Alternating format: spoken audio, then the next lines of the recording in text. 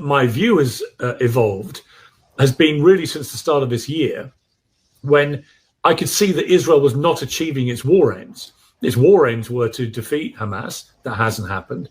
To get the hostages released. That hasn't happened. Been no hostages released now for a long period of time. They then moved into a nearly 3-month blockade, which to me is a criminal starvation of a populace, which should never have been allowed to happen. The bombardment has been utterly relentless all over Gaza. They've obliterated 70% of Gaza. I think it's completely disproportionate to what happened to Israel on October the 7th now. You've got at least 60,000 people have been killed, including reportedly over 20,000 children. This is unconscionable numbers of civilians. Obviously, a number of those are Hamas. I accept that.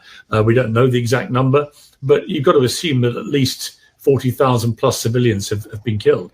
And at what point, if you're not achieving your war aims, does that become not just disproportionate, but completely indefensible? And I think we're rapidly reaching that point, particularly in the context of the way that people like Smotrich and Ben-Gvir, these hard-right hardliners on the Israeli government cabinet, the way they've been talking now quite brazenly and openly about ethnic cleansing. You know, as far as they're concerned, this is a great opportunity to get all the Palestinians out of Gaza, to kick a load of them out of the West Bank, to take control, to create a series of emirates and so on, and to get really what I suspect those guys in particular have had this dream harboring for a long time, which is an opportunity out of the tragedy of October the 7th to actually displace and ethnically cleanse the Palestinians.